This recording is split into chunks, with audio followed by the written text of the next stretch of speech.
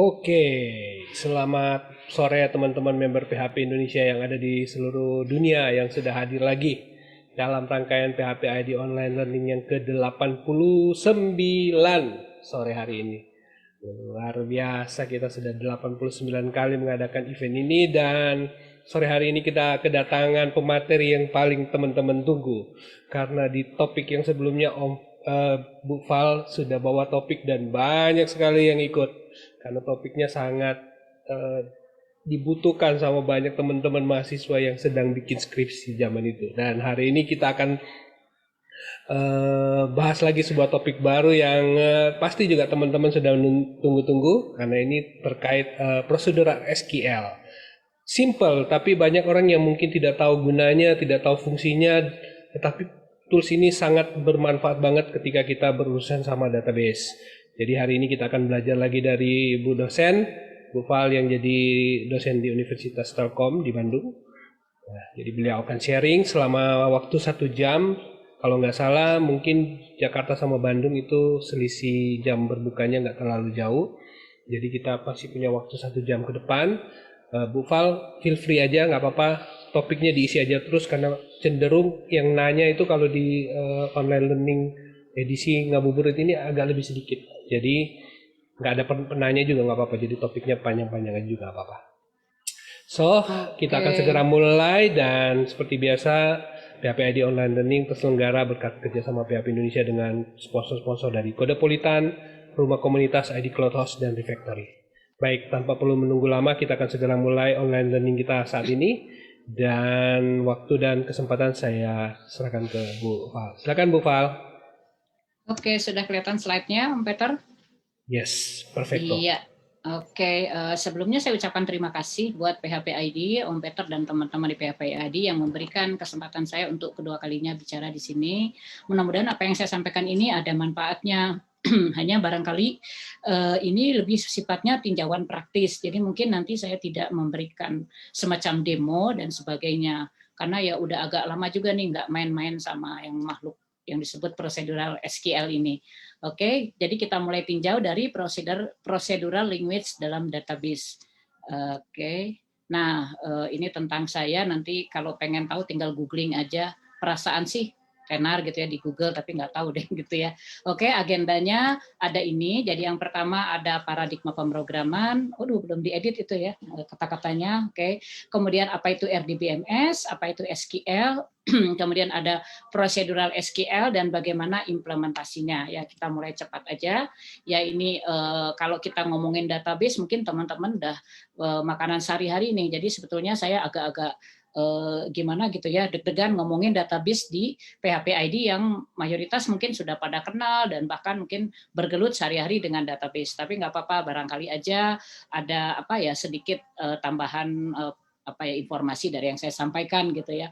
Jadi kalau kita ngomongin database itu mungkin teman-teman udah sering lihat ya ada apa table relationship, kemudian ada SQL ya, kemudian ada yang disebut sebagai prosedural SQL. Nah, itu yang akan kita bahas. Nah, sebelum ngomongin prosedural, kemarin tuh ada yang nanya, memangnya ada yang nggak prosedural gitu ya.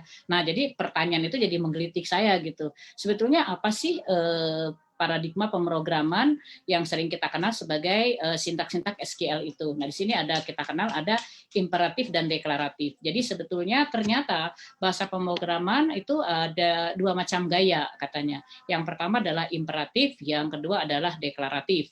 Nah, di sini ada beberapa bagian. Nah, kalau yang kita kenal sebagai prosedural itu ternyata termasuk imperatif, sedangkan kalau yang kita sebut sebagai deklaratif itu ya diantaranya SQL itu tadi. Jadi nanti kita lihat ya apa bedanya. Jadi seperti ini. Jadi kalau imperatif itu di dalam itu kelihatan langkah-langkahnya gitu ya. So how to do. Jadi misalnya kita pengen ngambil mengurutkan itu kelihatan cara mengurutkannya gimana.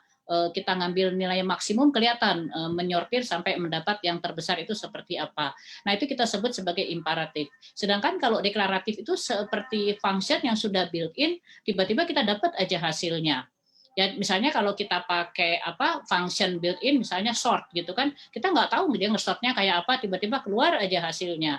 Atau misalnya kita pakai apa ya namanya apa ya, misalnya max gitu, bukan max, misalnya kita ambil average, kan kita nggak tahu ngitungnya gimana, tiba-tiba keluar aja rata-rata. Nah, itu disebut sebagai deklaratif. Jadi deklaratif itu langsung menunjukkan kita tuh mau ngapain gitu, tapi langkah-langkahnya tidak ditunjukkan secara detail.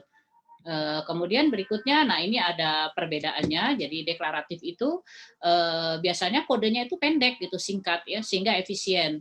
Nah kemudian berikutnya kita bisa pakai metode-metode yang udah ada, walaupun kita belum tahu isinya ya pakai aja gitu ya. Nah tetapi kadang-kadang itu kita nggak ngerti di dalamnya kayak gimana. Jadi kadang-kadang kita penasaran, benar nggak sih ini hasil maksimum? Kayak gimana cara dia ngukurnya dan sebagainya. Nah itu membuat kita jadi bertanya-tanya untuk deklaratif ini seperti apa ya. Nah ini seringkali orang tuh jadi nggak puas itu. Saya pengen tahu dalamnya, saya pengen modif, tapi nggak bisa karena kodenya sudah di-embed dalam sebuah function yang siap pakai tadi. Nah tadi kita lihat salah satu paradigma pemrograman deklaratif yaitu database processing approach. Nah ternyata SQL yang selama ini kita pakai itu termasuk kategori deklaratif gitu. Jadi kita lihat, nah jadi database processing approach ini termasuk kategori deklaratif. Nah tujuannya untuk mengelola data dan database, nah biasanya kita nyatakan dalam bahasa standar SQL. Nah itu ada 3 kategori ya, mungkin teman-teman udah familiar lah, DDL, DML, dan DCL ya. Nah biasanya SQL ini, bukan biasanya ya, umumnya itu berlaku pada database bertipe RDBMS. Nah mungkin juga teman-teman sudah familiar juga apa yang disebut sebagai RDBMS. Jadi nanti kita lihat sekilas aja. Ya, jadi kita tahu ada DBMS, ada RDBMS. Kalau DBMS sendiri adalah software yang digunakan untuk mengelola database ya. Kita gunakan untuk apa? Mendefinisikan, membuat, manipulasi, dan berbagi data antar berbagai user atau aplikasi. Nah, seperti kita tahu juga ada banyak sekali tipe-tipe database ya. Ada relasional, ada network, ada object oriented, ada NoSQL dan lain-lain. Ada macam-macam cara pengkategoriannya. Nah, yang akan kita bahas di sini yaitu yang spesifik yang kita sebut sebagai relational DBMS. Nah, relational DBMS ini menerapkan model relasional. Nah, pada relational DBMS ini data tadi disimpan dalam bentuk kumpulan relasi. Nah, ada banyak produk RDBMS ya, misalnya ada Oracle, IBM DB2, SQL Server, bahkan yang cloud-nya misalnya Azure, kemudian yang free misalnya MySQL dan lain-lain. Nah, pada RDBMS ini, si data tadi disimpan dalam satu tabel yang disebut sebagai relasi. Artinya, setiap kolom atau field pada tabel ini saling berelasi. Nah, ini juga mungkin sudah familiar lah buat kita. Nah, pada RDBMS ini ada beberapa macam objek yang nanti akan kita manipulasi atau kita modifikasi, yaitu mulai dari database, table, field, record, constraint, view, dan index. Nah, ini objek-objek ini secara fisiknya itu bisa berwujud nantinya itu berupa objek pada skema suatu database seperti itu ya. Nah, kemudian RDBMS ini jadi dia itu bukan database saja, tapi di dalamnya ada sistem. Nah, di situ ada beberapa komponen, yaitu ada yang menangani transaksi, ada yang menangani runtime, kemudian ada buffer, kemudian ada recovery manager, dan lain-lain. Nah, ketika kita mengelola suatu RDBMS, kita juga include mengelola komponen-komponen ini. Misalnya kita bisa mengatur buffernya seperti apa, menjalankan recovery-nya seperti apa. Jadi bukan hanya sekedar mengelola data, di dalam itu ada data, metadata, dan log-nya. Ini adalah objeknya, dan ini adalah fitur-fitur yang bisa kita gunakan untuk mengelola objek ini tadi. Nah, ini benda komponen-komponen ini biasanya kita lihat dalam suatu produk RDBMS yang besar, misalnya Oracle gitu ya. Nah, kemudian apa kelebihan menggunakan RDBMS? Ini juga mungkin sudah tidak asing, jadi diantaranya ada data redundannya itu lebih sedikit ya, bukan tidak ada tapi lebih sedikit, kemudian mudah diintegrasikan, aman, dan seterusnya. Ini hal-hal yang baik tentang RDBMS. Oke, nah saya tadi tidak terlalu berpanjang-panjang soal ini, yang saya garis bawahi, meskipun sekarang kita lihat sudah banyak paradigma database baru seperti kita kenal misalnya ada NoSQL, GraphQL, dan lain-lain, ternyata dari survei yang ini saya ambil tadi, dari situs DB Engine, ternyata 4 besar database yang paling populer itu adalah RDBMS. Jadi knowledge tentang RDBMS ini masih sangat penting, walaupun sekarang sudah banyak paradigma database lainnya. Jadi di sini ada Oracle, MySQL, Microsoft SQL Server, dan PostgreSQL. Nah, kita lihat di sini tingkat penggunaannya stabil dari tahun ke tahun sampai sekarang, dan mungkin juga diprediksi sekitar 4-5 tahun ke depan masih akan banyak aplikasi yang menggunakan tipe RDBMS ini. Nah, oleh karena itulah mungkin tidak rugi juga kalau kita mulai mempelajari atau mendalami disebut sebagai SQL sebagai bahasa universalnya di dalam RDBMS tadi. Jadi kita lihat SQL ini bersifat deklaratif. Ini khusus untuk mengelola data pada database relasional. Versinya terus berkembang, ada standarnya. Nah, terakhir itu tahun 2019. Dan sintak dan strukturnya berlaku hampir sama di semua RDBMS. Jadi kalau misalnya kita sekarang belajar SQL di MySQL, nanti ketika pindah ke Oracle atau pindah ke DB2 atau pindah ke Postgre itu nggak akan jauh beda formatnya. Nah, tapi walaupun nggak jauh beda, tapi juga nggak persis sama. Ada perbedaan aturan dan cara penulisan statement SQL. Nah, ini perjalanan standar SQL dari tahun 1970 sampai sekarang. Jadi, SQL juga mengikuti perkembangan database. Jadi, misalnya, tahun 2016 ditambahkanlah format JSON. Kemudian, tahun 2019 sekarang ditambahkan format multi-dimension array. Jadi, standar SQL ini juga mengikuti kebutuhan dalam pengembangan aplikasi juga. Gitu. Nah, ini elemen SQL juga mungkin teman-teman sudah tahu, di dalamnya itu ada query ya. Dalam query itu biasanya memuat satu statement atau beberapa statement. Di dalam satu statement bisa kita belah menjadi beberapa klausa. Jadi klausa itu komponennya, komponen bagian kalimatnya. Kemudian di dalam klausa itu bisa ada ekspresi. Kemudian di dalam ekspresi itu bisa ada suatu predikat. Nah, itu kira-kira struktur SQL. Nah, saya tidak akan berpanjang lebar membahas detail SQL. Nah, kita juga tahu bahwa SQL ini bisa dibagi menjadi 3 sebetulnya ya, DDL, DML, dan DCL. Tetapi kalau ada beberapa database yang punya sistem khusus untuk mengelola transaksi, maka ditambahkanlah TCL atau Transaction Control Language ya. Contohnya misalnya di Oracle tuh ada commit dan rollback seperti itu. Nah, ini statement SQL secara umum. Nah, kemudian kita masuk ke dalam prosedural SQL. Kalau tadi kita udah tahu SQL, sudah sering pakai, sudah familiar. Nah, apa yang disebut sebagai prosedural SQL? Nah, di sini saya akan berikan overview secara praktis. Jadi, sebetulnya prosedural SQL itu adalah SQL biasa, tapi ada fitur procedural language. Artinya, kalau di SQL itu ada beberapa batasan gitu ya, ada beberapa kendala. Nanti kita lihat kenapa kok kita perlu procedural SQL ya. Jadi dengan procedural SQL kita bisa menyisipkan elemen bahasa pemrograman prosedural seolah-olah kita ngoding langsung di SQL-nya. Jadi di situ bisa ada deklarasi, ada function, ada loop, ada kondisi, dan juga ada trigger ya. Trigger ini fitur khusus pada procedural SQL ya. Nah, pertanyaannya kenapa kok kita perlu procedural SQL? Padahal kita udah punya SQL, udah sering pakai gitu. Ternyata seringkali gitu dalam ketika kita akan membaca data atau mencari data atau memfilter data, pada SQL ini baris perintah itu harus dijalankan secara berurutan atau sekuensial. Misalnya kita pengen bikin query gitu ya, tampilkan data mahasiswa misalnya tampilkan data barang yang masuk kategori sampo misalnya yang harganya di atas 10.000, tapi yang harganya 20.000 ke atas akan saya berikan diskon 10%, dan yang kurang dari 20.000 akan saya berikan diskon 5%. Nah, itu nggak bisa satu kali jalan di dalam SQL, itu nggak bisa. Untuk membuat yang kayak begitu, kita harus mengambil data dari SQL, kemudian mengolahnya menggunakan bahasa pemrograman seperti itu. Nah, dengan prosedur SQL hal itu bisa kita lakukan. Jadi di sini kelemahannya katanya kalau kita pakai SQL biasa itu tidak bisa pakai fitur kondisional, tidak bisa pakai loop, tidak bisa disimpan variabelnya. Kita sudah ngitung-ngitung mau disimpan kemana gitu kan. Jadi mau disimpannya harus diselect dulu, kemudian baru disimpan di variabel yang lain gitu, tidak di dalam SQL-nya.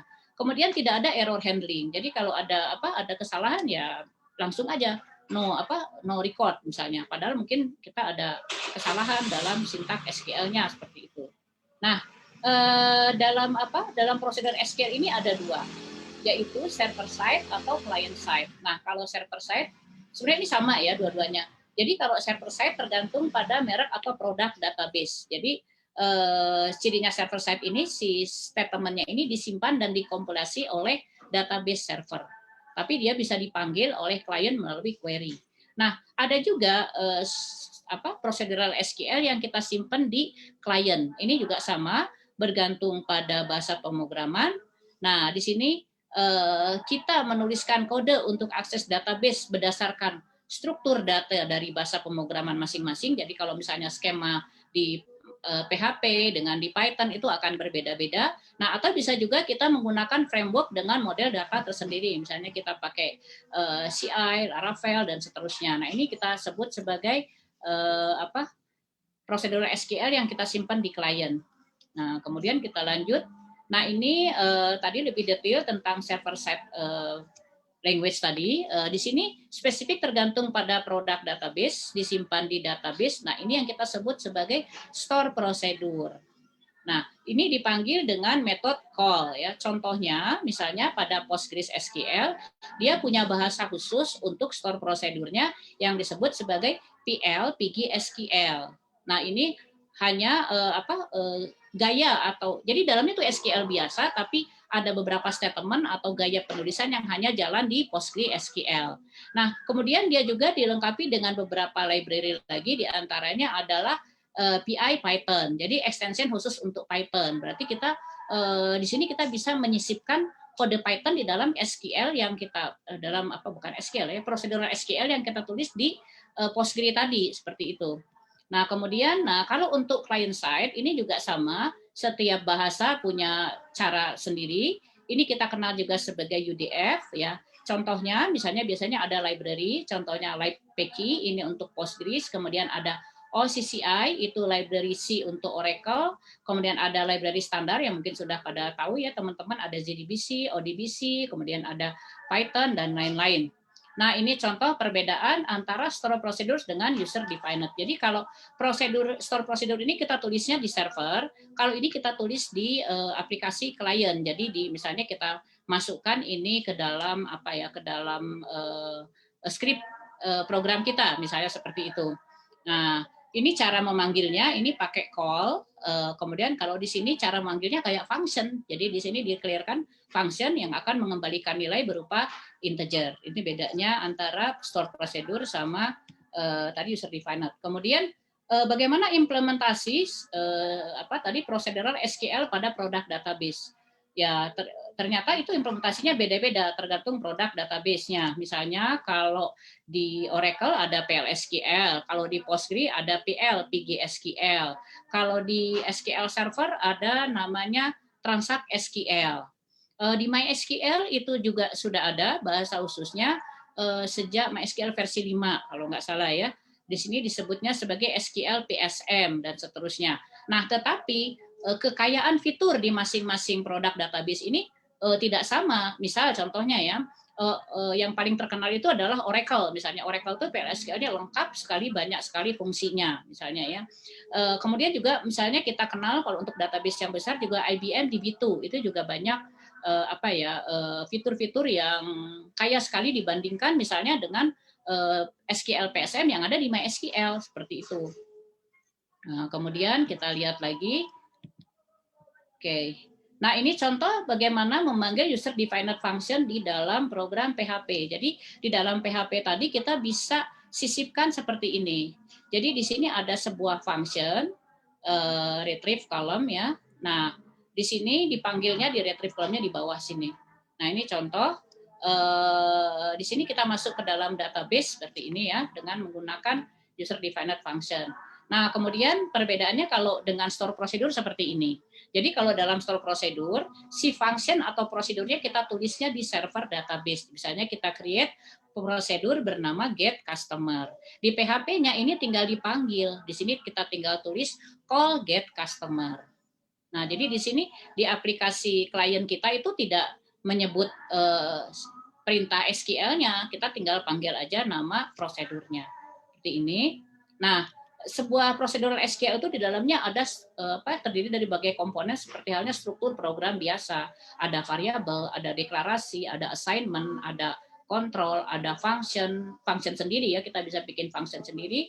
Kemudian ada message, ada error handling, ada kursor, ada trigger, bisa kita simpan sebagai store prosedur, bisa juga kita buat sekali jalan seperti itu.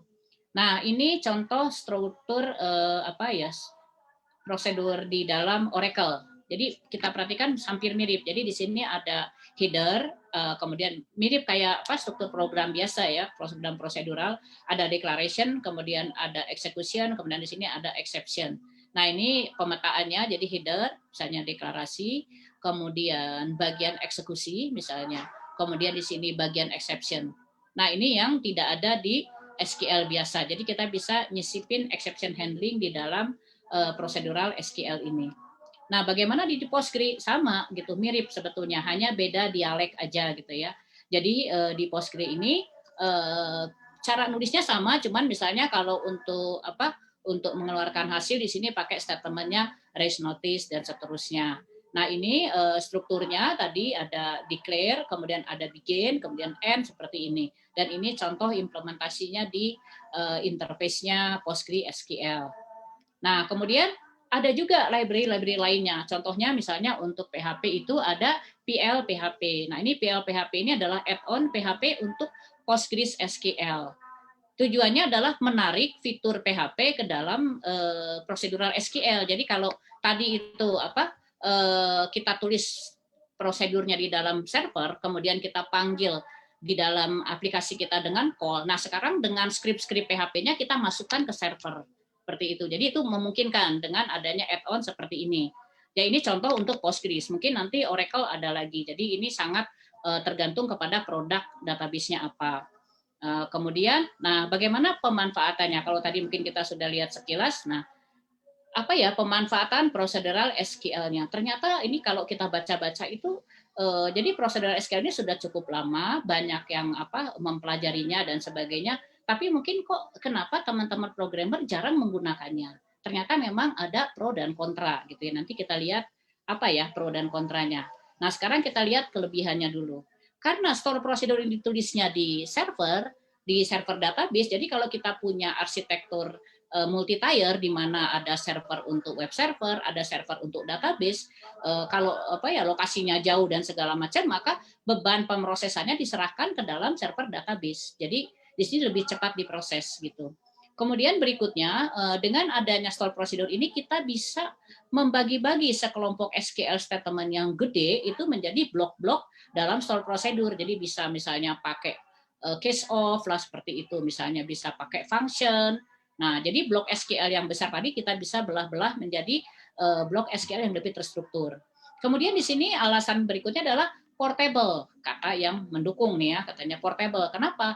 Sekalinya misalnya kita bikin di Oracle, maka itu tinggal dipanggil. Misalnya nanti mereka mau panggil pakai Python silahkan, mau panggil pakai PHP silahkan, mau panggil pakai Java silahkan. Toh yang penting disebut nama store prosedurnya. Kemudian berikutnya permisinya bisa diatur oleh DBA, jadi bisa diambil, di drop dan seterusnya. Kemudian ya itu tadi bisa dipakai dengan beberapa modul program dan aplikasi yang lain. Jadi ditulis sekali, tapi misalnya ada aplikasi ini perlu tadi store prosedur tinggal baca. Ada aplikasi lain lagi yang dibikin oleh developer yang berbeda, ya dia tinggal baca aja. Nah, jadi dibilangnya bahwa store prosedur ini seolah-olah kita menarik logika bisnis ke server. Jadi si logika bisnis kita pindahin ke server. Nah, nanti kalau ada perubahan pada algoritma atau apa itu cukup kita bikin sekali pada store prosedur dan akan mempengaruhi semua modul yang membaca. Nah, ini kelebihannya. Tapi juga ada kekurangannya. Kalau tadi katanya lebih cepat, tapi di satu pihak, jadi si beban server database ini akan berat karena dia harus ditambah juga dengan mengkompilasi store prosedur ini, gitu kan. Nah, berikutnya, meskipun banyak fitur atau kelengkapan dalam statement-statementnya, dalam beberapa hal terbatas gitu ya. Tergantung. Jadi misalnya kalau kita pakai PL/SQL itu tidak sama kekayaan fiturnya dengan misalnya pakai prosedurnya MySQL gitu. Jadi tergantung dari bahasa prosedural SQL yang digunakan. Jadi kita cek nih misalnya ini ada nggak ya fitur apa ya, misalnya kursornya kok perilakunya beda ya antara Postgres sama tadi itu apa misalnya sama Oracle kok beda ya sama PLSQL. Nah, itu kita kadang-kadang harus explore lagi. Nah, berikutnya juga dari yang apa yang grup yang tidak mendukung ini debuggingnya susah gitu ya. Kenapa? Jadi kalau kita bikin program kan begitu run kita pengen error tuh langsung kita lihat di IDE-nya kita. Nah, tapi karena ini SQL apa store prosedur SQL ini beda servernya apa beda mesinnya ya kita harus buka lagi gitu panel yang lain untuk melihat sebenarnya salahnya di program kita atau di store prosedurnya. Nah, ini juga kekurangannya. Kemudian pemeliharaannya sulit gitu ya. Kalau misalnya apa tadi di satu pihak kalau dirubah ya berubah semua, tapi di lain pihak justru itu yang menjadi titik kelemahan gitu katanya. Jadi kalau misalnya sekali dirubah berubah semua, nanti jadi tidak terkontrol perubahannya. Misalnya seperti itu ya, ada pro dan kontra lah dalam hal ini. Nah, ini ada dua sisi gitu ya. Jadi kalau developer itu rata-rata lebih suka menghindari store prosedur. Gitu. Nah, kenapa gitu ya? Alasannya gitu katanya tergantung pada produk database gitu. Jadi saya kalau saya pakai SQL kan SQL itu standar ya, walaupun mungkin apa ya ada perbedaan dikit tapi nggak terlalu banyak lah untuk fungsi-fungsi dasar. Jadi kalau saya sekali nulis statement SQL di dalam apa aplikasi saya, nanti besoknya saya ganti pakai Postgre, saya ganti pakai Oracle, saya ganti pakai MySQL, saya ganti pakai SQL Server, itu nggak akan banyak berubah. Tapi kalau saya tulis dia dalam store prosedur, maka besoknya saya rubah database-nya jadi Oracle itu harus agak di rewrite lagi gitu kan, harus ada penyesuaian. Nah ini tadi ya, yang kedua tadi sudah dibahas solid debugging. Kemudian itu tadi nggak tahu gitu ya logika programnya gimana karena kalau kita sebagai programmer kita cuma dikasih ininya aja ya kalau di API itu kayak endpoint-nya aja. Ini loh nama store prosedur dan parameter bacanya gini. Lah dalamnya apa kita nggak tahu gitu. Jadi seringkali developer itu apa ya nggak suka lah gitu. Jadi banyak pendapat bilang ngapain pakai store prosedur seperti itu. Tetapi kalau DBA kebalikan gitu ya. DBA itu menyarankan pakailah store prosedur. Alasannya itu tadi mudah dikendalikan dan mudah dalam modifikasi dan pemeliharaan. Jadi kepengennya DBA itu jadi katanya nalurinya DBA itu pengen mengontrol segala sesuatu gitu ya. Jadi kalau bisa apa aksesnya misalnya kalau kalau misalnya kita kasih itu di dalam aplikasi nanti ngatur aksesnya itu susah misalnya ya. Tapi kalau kita simpan dalam store prosedur kita cukup sekali bikin apa skema akses misalnya grant atau apa dan itu akan diberikan ke semua aplikasi dengan mudah di customnya dari DBA seperti itu. Nah ini pendapat dari DBA gitu tentunya. Nah kalau begitu kalau tadi ada perdebatan begitu, apakah betul store prosedur ini jadi tidak berguna atau bagaimana? Ternyata enggak, tetap aja ada gunanya. Yang pertama adalah kita bisa menggunakan store prosedur kalau misalnya kita pengen menghasilkan report gitu. Kenapa? Karena kalau report itu kan biasanya di dalamnya itu ada ngambil banyak kolom, kemudian ada hitung-hitungan dan segala macam. Nah, ini kalau kita buat store prosedurnya, maka data yang dikirimkan ke kita udah data jadi gitu. Jadi misalnya kalau SQL kita kompleks itu ada sort, ada group by, ada having, ada segala macam gitu ya. Kemudian ada total rata-rata di bawahnya dan sebagainya. Nah, kalau kita kerjakan di program kita, misalnya ada program ini ngitung, kemudian ada lagi program yang lain gitu, maka hitungan itu seolah diulang-ulang berkali-kali. Tetapi kalau kita simpan di dalam store prosedur, maka store prosedur akan di-run satu kali dan akan mengirimkan hasilnya misalnya ke semua klien yang membaca. Jadi mengurangi proses di klien. Ya sebetulnya ini kayak apa ya? Kayak dua sisi aja. Apakah thin client fat server atau fat client thin server kan gitu ya. Jadi apakah server itu cuma pasif menyimpan data aja atau server ini kita bebani dengan proses mikir kayak gitu. Nah, berikutnya adalah kita juga bisa menggunakan store prosedur kalau di dalamnya itu ada query yang kompleks, misalnya ETL gitu ya, extract, transform, dan load. Jadi di situ ada kita ambil dari database ini, kita gabungkan database ini, kemudian di dalamnya kita pilih, kemudian kita sort dan segala macam. Nah, biasanya kita tulis semacam apa ya, job gitu kan. Nah, itu kalau kita tulis dalam kode program tuh akan menyita waktu. Simpan aja dia sebagai store prosedur. Kemudian yang ketiga, kalau kita perlu trigger. Nah, jadi trigger ini kan kalau di database itu bisa kita set dari berupa store prosedur. Kalau enggak kan di dalam coding itu kita harus apa ya isi manual gitu. Jadi kalau ini diupdate cepatlah salin ke history. Nah, itu kan dua kali kerja. Tapi kalau kita simpan trigger di dalam database-nya, maka dia akan otomatis mendeteksi kalau itu berubah, misalnya harga berubah, salinlah ke history misalnya. Nah, itu akan otomatis dikerjakan. Nah, berikutnya adalah kita bisa gunakan store prosedur ini kalau pengen bikin tugas operasional database. Misalnya ada sinkronisasi, replikasi, backup. Ini udah pasti store prosedur ini akan menjadi tools yang sangat penting untuk para DBA. Nah, terus juga tadi kalau misalnya kita pengen akses pada modifikasi data. Jadi kalau misalnya kita kasih permissionnya dari database itu akan lebih mudah kalau kita tulis grant-nya dan segala macamnya itu di prosedur kita, jadi di dalam DBA, di dalam database-nya oleh DBA-nya. Nah, itu kira-kira kapan kita menggunakan store prosedur. Nah, kemudian mungkin pertanyaannya, kalau saya mendalami prosedural SQL itu apakah ada sertifikasinya? Ya, saat ini database yang menyediakan sertifikasi untuk prosedural SQL itu adalah Oracle ya, untuk jalur. Jadi Oracle itu ada Oracle DBA, ada Oracle reporting, dan ada Oracle developer. Nah, untuk Oracle developer itu biasanya disediakan sertifikasi khusus untuk PLSQL. Nah, ini ilustrasi pemanfaatan prosedural SQL. Nah, itu kira-kira Om Peter dan teman-teman yang lain sekilas aja, barangkali saya nggak terlalu banyak yang saya sampaikan, mungkin barangkali dari sini ada pertanyaan, diskusi, dan lain-lainnya. Ya, itu aja barangkali, Om. Wow, Maaf nih, ngebut ya, Om ya, maaf. Bukan ngebut tapi asik banget. Aduh, saya padahal masih nunggu-nunggu kira-kira masih ada nggak ya? Waduh, topiknya asik banget nih, asli banget. Ini ada Om Yudi nih sudah gabung di kita juga. Oke, kita masih ada waktu cukup lama sih sebenarnya, tapi nggak apa-apa. Berarti kita akan masuk sesi tanya jawab aja. Ada pertanyaan yang sudah masuk, dan teman-teman yang mau bertanya silakan siapkan pertanyaan di kolom komentar, dan sembari saya menunggu pertanyaan teman-teman di kolom komentar, saya akan membacakan beberapa pesan yang akan lewat berikut ini dulu. Tidak lama, Bu Pal boleh istirahat sebentar. Oke, PHP ID Online Learning terselenggara berkat kerjasama PHP Indonesia dengan sponsor-sponsor berikut ini dari Kodepolitan, Rumah Komunitas ID Cloud Host, dan Refactory. Di mana Kodepolitan adalah platform belajar pemrograman secara online dengan berbahasa Indonesia yang dikembangkan khusus untuk membantu generasi muda belajar dan berlatih pemrograman agar kompetitif di era industri 4.0. Jadi teman-teman yang mungkin mau belajar lebih dalam lagi tentang database, tentang SQL, tentang prosedur SQL, berharap aja semoga di Kodepolitan ada pembelajaran tentang ini, jadi teman-teman bisa memperdalam lagi topik tentang prosedur SQL.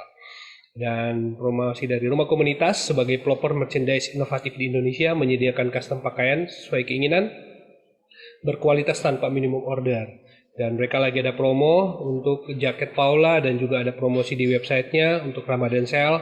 Teman-teman bisa berkunjung ke sana untuk mendapatkan diskon 60%, gratis ongkos kirim, dan gratis nyewa tumbler. Dan dari ID Cloud Host juga sebagai penyedia layanan web hosting provider berbasis SSD Cloud Hosting dengan berbagai pilihan lokasi data center yang dibangun tahun 2015. ID Cloud Host telah melayani kebutuhan dari berbagai segmentasi baik kalangan profesional, SME, korporasi hingga korporasi besar dengan lebih dari 100.000 customer. Dan terakhir tentu dari Refactory sebagai perusahaan teknologi informasi yang berkomitmen untuk memberdayakan masyarakat dengan mengenalkan mereka terhadap dunia pemrograman. Indonesia adalah negeri besar dengan potensi sumber daya digital yang dapat berkontribusi dalam transformasi digital dunia, dan ada program Refactory Strategic Partner untuk kamu yang mau bekerja secara remote mandiri dengan jam kerja fleksibel, bisa mengerjakan proyek dengan skala nasional internasional. Pendapatan bisa dicarikan setiap minggu setelah lolos review dari QA dan Tech Lead. Legalitas pekerjaan dijamin oleh perjanjian kerjasama. Yes, itu adalah pesan sponsor kita, dan kita akan masuk sesi tanya jawab nih Bu Val. Ada berapa yang sudah masuk nih? Asik-asik nih pertanyaannya.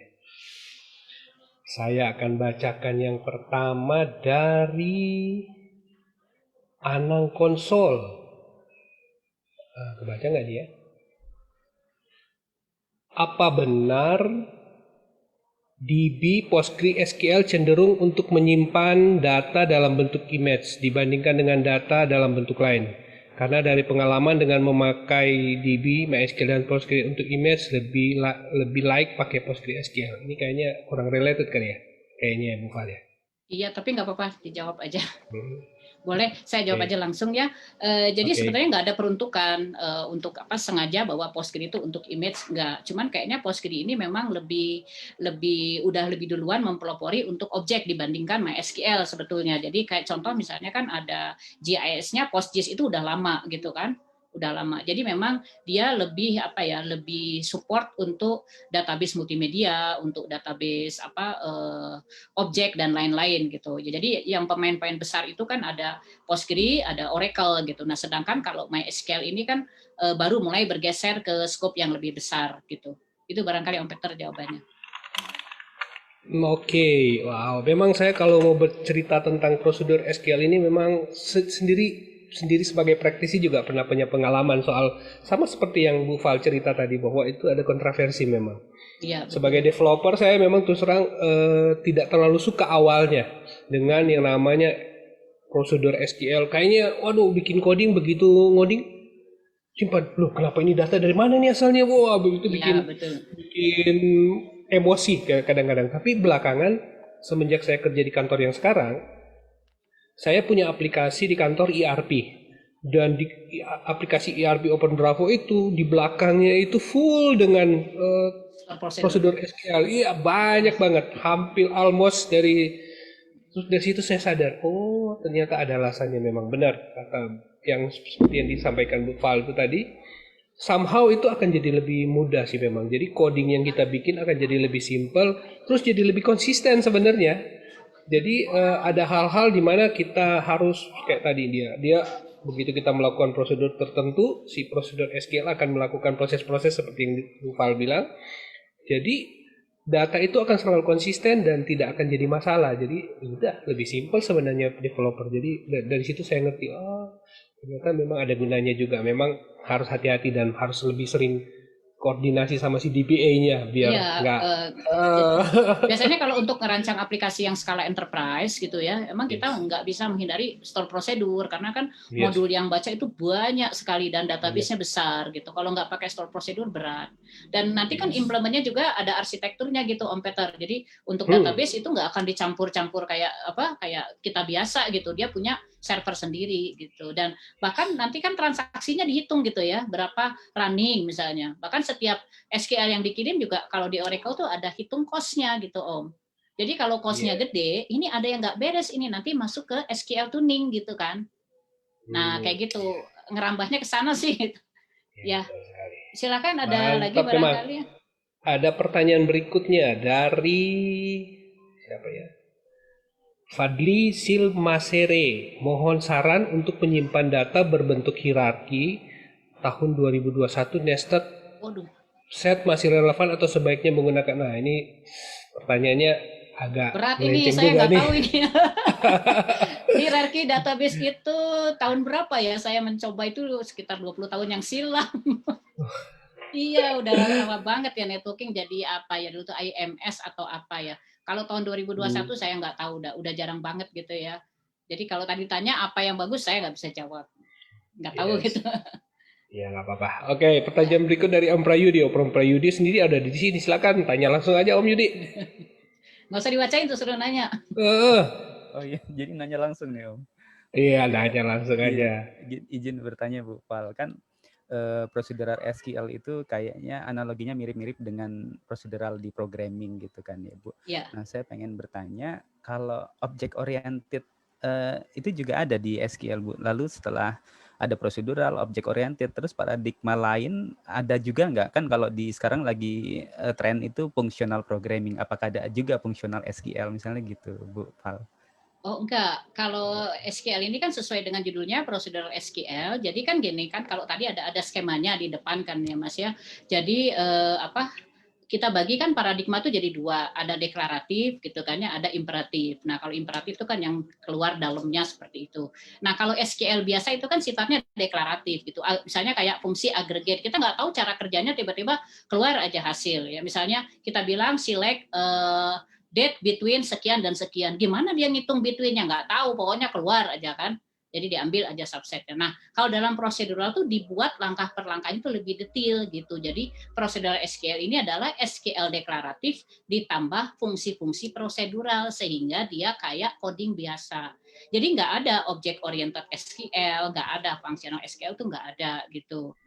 Karena itu bukan, jadi ini prosedural SQL ini bukan satu bahasa pemrograman tersendiri yang punya style khusus, bukan. Tapi kalau misalnya nih ya Mas ya, misal kita punya Python ya, Python-nya berbasis objek, terus tadi mau ditarik ke prosedural, kan tadi ada library-nya.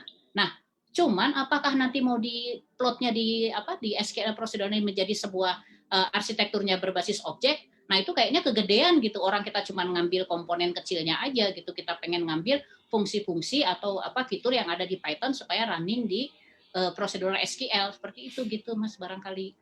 Oh iya, berarti saya yang salah paham Bu. Saya pikir procedural SQL itu mirip dengan procedural programming, terus sehingga ada object oriented programming. Jadi bukan begitu ya Bu ya. Berarti jadi extend nih pertanyaannya, sorry Om Peter. Berarti Bu, ketika kita melakukan coding procedural SQL dengan PL/SQL atau dengan PL PostgreSQL itu mereka hanya support kondisional gitu ya Bu ya. Jadi nggak support kelas. Jadi nanti ada jadi SQL-nya sendiri malah support bahasa programming sendiri gitu, enggak ya Bu ya? Enggak. Jadi kan itu kan kayak dipotong-potong gitu Mas. Jadi gini, kalau kita pakai SQL biasa kita nggak bisa masukin if, case, itu nggak mungkin kan. Nah misalnya kursor of apalah gitu. Nah kalau prosedural itu mungkin gitu aja gitu, tapi nggak plok dia kan. Kalau kelas tuh jadi satu objek sendiri, kelas sendiri enggak kayak gitu. Dia tuh kayak diambil di enhance aja gitu SQL-nya gitu. Oh begitu, iya. Sementara itu dulu Om Peter, nanti saya mau nyusun pertanyaan lagi nih, kayaknya menarik sekali. Kayaknya Om Inin juga nanya tuh. Yes. Oke, pertanyaan berikut dari Om Nur Hidayat. Jika kita memilih untuk menggunakan prosedur SQL, berarti kita perlu orang yang cukup handal untuk mengimplementasi SP-nya. Bagaimana dengan proyek yang skalanya kecil, baik dari ruang lingkup proyek maupun dari ketersediaan resource yang ada? Apakah masih worth it jika kita paksakan menggunakan store prosedur? Nah itu yang tadi, yang grup yang menolak prosedur. Karena dia ada 2 grup tuh. Developer bilang, gak usah, ngapain, capek, males, dan seterusnya. Wong saya harus nulis berulang-ulang, ngapain? Katanya kalau cuma mau fetch 1-2 baris atau ngapain gitu pakai prosedural, effortnya terlalu gede gitu. Jadi kita gunakan ini memang untuk aplikasi yang besar dengan desain database yang mungkin tabelnya itu bisa puluhan atau berapa gitu, kayak contohnya SAP lah gitu kan, atau ERP gitu. ERP itu kan tabelnya banyak sekali gitu kan. Nah itu untuk memanage yang kayak gitu mungkin untuk permisinya aja kompleks gitu. Nah kalau kita titipkan itu di aplikasi, nanti aplikasinya akan berat. Nah untuk itulah kita perlu SP ya, store prosedur. Tapi kalau aplikasinya kecil, biasa, sudah running well ya nggak usah gitu. Apalagi sekarang mungkin nggak usah pakai RDBMS, pakai aja misalnya NoSQL atau mungkin yang SQLite atau apalah gitu kan, yang lebih ringan. Karena udah mencukupi gitu aja. Wow, keren. Pertanyaannya sudah habis nih, tapi mungkin tapi Bu Val sendiri punya rekomendasi nggak dari mungkin sempat nyoba dari berbagai tadi kan ada macam-macam ya, MySQL punya store prosedurnya sendiri, Postgre. Mungkin ada yang dirasa lebih prefer gitu, mungkin dari sisi ya kelengkapan fungsinya dan sebagainya mungkin. Jadi gini ya Om Peter, terus terang nih, saya tuh udah lama sekali nggak menyentuh yang namanya store prosedur SQL ini ya, PL/SQL. Jadi mungkin sekitar berapa ya, 10 tahun yang lalu kayaknya dulu banget gitu ya. Ini ngasal aja tiba-tiba pengen ngomongin ini gitu ya. Terus terang gitu. Jadi kemarin itu saya sempat install Postgres ya. Ternyata saya terpesona gitu karena taunya saya dulu tuh Postgres itu masih simple gitu. Ternyata sekarang wow gitu, fiturnya udah hampir nyusul Oracle gitu kan. Udah banyak banget. Nah, tapi kalau dulu memang yang pelopornya PL/SQL yang paling lengkap itu adalah Oracle yang versi kecilnya, maksudnya kecil tuh running di PC ya. Tapi kalau dulu saya pernah pakai IBM DB2 gitu kan. Nah, kalau IBM DB2 memang lengkap banget, tapi karena mahal, susah dan sebagainya, installnya ya turun sekarang popularitas. Jadi kalau ditanya mana yang paling favorit, mana yang paling banyak pakai, ya pasti jawabannya ke Oracle PLSQL karena ada sertifikasinya gitu kan. Nah, apakah Postgre tidak populer? Iya, mungkin untuk open source dia populer, tapi orang tidak punya career path-nya di sana gitu. Kalau di Oracle itu kan dia udah punya kurikulum, kalau kamu mau jadi developer, kamu harus ambil sertifikat ini. Jadi kompetensi kita bisa diukur. Jadi kalau ditanya preferensi mana, ya mungkin PLSQL-nya Oracle gitu. Wah, the most paling komplit memang itu, saya tahu banget. Saya juga dulu sempat main-main di Oracle, tapi ya akhirnya tidak terus juga. Tapi sekarang di Postgre, dan ya oke, dia juga cukup bagus sih Postgre-nya. Sama kalau kata saya sekarang hampir sepadan sama Oracle ya Postgre itu ya, Peter ya. Dari sisi ya memang kalau untuk mereka yang main di open source pingin dapat kualitas setara Oracle gitu. Setara Oracle, orangnya pilih pasti Postgre. Tapi kalau dia punya budget, punya dana untuk enterprise terutama ya, pasti mereka akan lebih milih Oracle. Iya. Peter mau nanya lagi boleh nggak? Lanjut silakan, masih banyak waktu kok. Iya, silakan. Bu Val, kalau misalnya ini kita bisa bilang ini paradigma atau berbeda Bu, paradigma dalam SQL gitu. Gimana? Jadi procedural SQL ini itu kita bisa bilang paradigma atau berbeda. Kan kalau di programming language itu kan ada paradigma gitu kan, yang prosedural, terus juga imperatif dan kawan-kawannya masuk paradigma. Tapi kalau yang di SQL ini apakah itu bisa disebut paradigma juga? Itu yang pertama Bu Val. Maaf, yang kedua, prosedural SQL ini bisa diterapkan di NoSQL enggak Bu ya? Gitu. Enggak, kalau pertanyaan kedua itu enggak pasti ya. Jadi prosedural SQL dan SQL itu hanya untuk di RDBMS. Jadi harus database-nya juga relasional. Jadi kalau nggak relasional kan database itu ada yang hierarkikal, tadi ada yang network, itu udah beda lagi gitu. Nggak bisa pakai SQL biasa gitu, ada beda caranya. Nah itu yang pertanyaan kedua. Pertanyaan pertama, apakah dia paradigma? Menurut teori, menurut artikel orang-orang itu iya. Jadi procedural SQL ini bukan paradigma, tapi masuk paradigmanya adalah imperative programming language gitu. Yaitu merupakan extension dari SQL biasa yang sifatnya deklaratif. Itu aja. Itu. Keren kan? Jadi keren banget kan? Semakin menggelap dan ini saya ada. Soalnya males nyalain lampu, bentar saya nyalain lampu dulu. Ya. Inung. Ya. Iya nih Om Nur aja yang sudah, Om Nur nih sebenarnya juga yang di Facebook ini termasuk expert di database, sampai komen komplimen untuk Bu Val. Udah lama nggak pegang, terus dadakan pengen ngomong aja, bahasanya bisa lengkap. Gimana kalau praktisi beneran katanya? Wah. Beneran enggak. Komputer seingat saya Bu Val nulis buku tentang database yang tembus di toko-toko buku. Jadi beliau itu buat pegangan mahasiswa aja, isinya nggak mengacu ke nggak sedalam ini. Jadi kan kalau di kampus itu kita cuma diajarin desain database sama SQL umum. Jadi kalau PLSQL apalagi sampai trigger segala macam itu kurang Om gitu. Aduh, bukunya dijual untuk umum nggak? Boleh disebut atau gimana? Kali-kali ada teman-teman member. Adalah di googling aja database Falaha gitu. Sok-sok oke, teman-teman member PHP Indonesia. Gitu ya. Silakan search aja di Google database Falaha, Ibu Falaha yang nulis. Nah itu mungkin teman-teman pasti bisa baca lagi bukunya, dan ya sejelas apa yang kita dengar hari ini kan, mantap banget memang.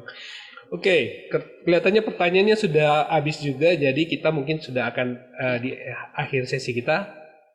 Jadi kita akan masuk ke sesi penutup. Mungkin Bu Val ada semacam kesimpulan atau semacam motivasi buat teman-teman yang ingin tahu mengenai topik kita hari ini, mungkin semacam itu. Ya barangkali gini ya Om Peter, kalau pesan saya buat teman-teman ya, jadi kalau kita ngelihat nih ya dari skema, bukan saya memuja Oracle, bukan ya gitu ya. Tapi kalau kita lihat profesi di database itu luas. Jadi mungkin kalau sebagian teman-teman programmer itu taunya adalah memanfaatkan database dibaca melalui SQL aja. Padahal di belakangnya itu ada misalnya tools seperti PLSQL, kemudian ada DBA, kemudian ada database tuning. Nah, database tuning sendiri kan ada dua macam, ada yang by system, ada yang by SQL tuning. Nah, itu masih banyak slot-slot ilmu yang mungkin jarang ditekuni gitu.